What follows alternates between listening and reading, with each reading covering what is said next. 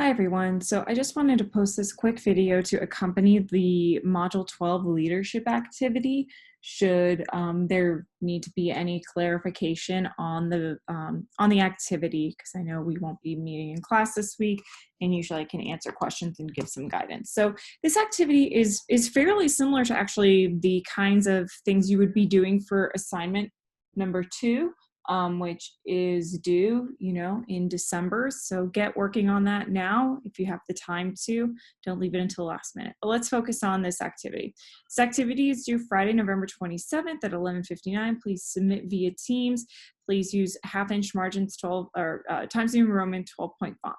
The whole point here is I want you to choose a fictional, so someone who isn't a real person, be they living or dead, a fictional leader. Then, using the course lecture slides and textbook, please write a half-page to one-page analysis of what kind of leader they are. If you aren't sure where to begin, I have some ideas. You are welcome to email me for suggestions. Now, some leaders you may find interesting to consider are any of the Marvel Cinematic Universe villains or heroes, any characters from Game of Thrones who happen to be leaders, Michael Scott from The Office, or I guess any character you feel is a leader on The Office, Ron Swanson or Leslie Knope from Parks and Rec. I listed a few characters here that might be good from the Star Wars all three trilogies. Frank Underwood or Claire Underwood from House of Cards, and basically anyone from Avatar: The Last Airbender.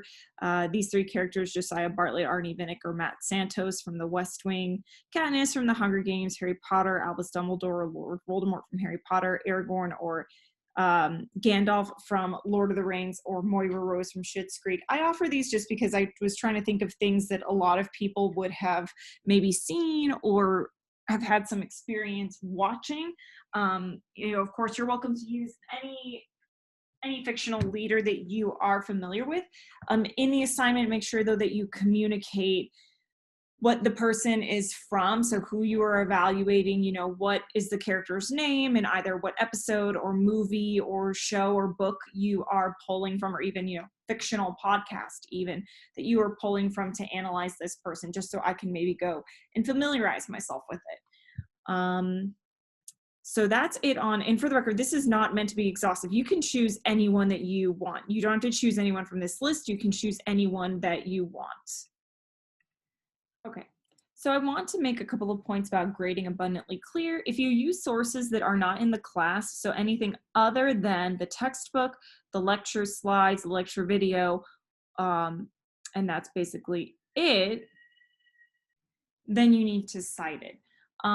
My goal here is not to penalize anybody for using outside sources. On the contrary, I think that that's fine so long as they are, valid and useful. I wouldn't, for example, want a student to rely on a website instead of the textbook.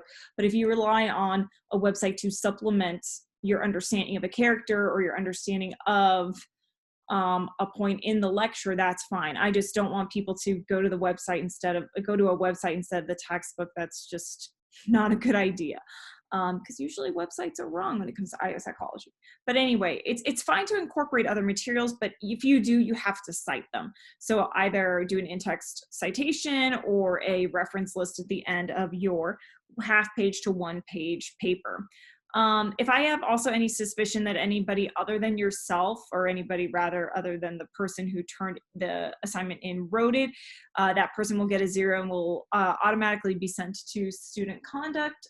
So just don't cheat, in a nutshell. Like I've said many times, especially as it relates to the assignments, I catch people all the time.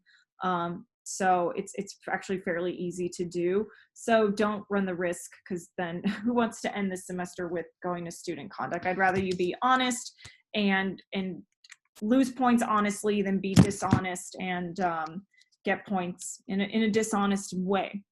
So here's the rubric. It's fairly basic. You'll get 5 points if you are able to connect the character you're talking about to the course materials. So talking about why the character is a transformational leader, a charismatic leader, or why this character displays some issues related to gender or culture, anything like that.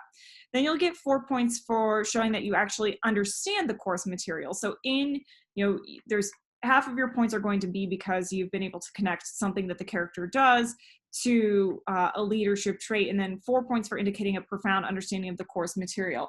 So this will be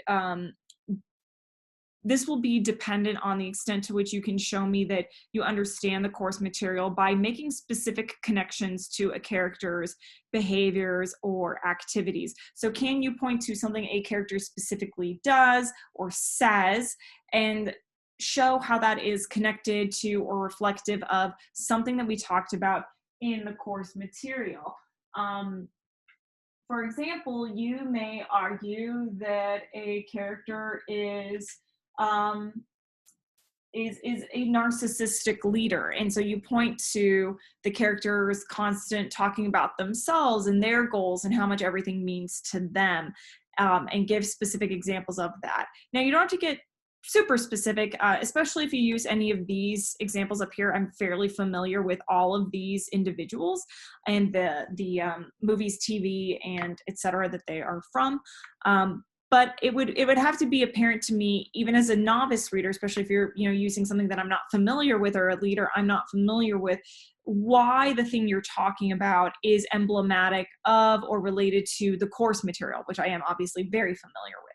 And then, of course, there's just 1 point for clarity of communication. So can I just understand what you're saying? And this really boils down to grammar and spelling.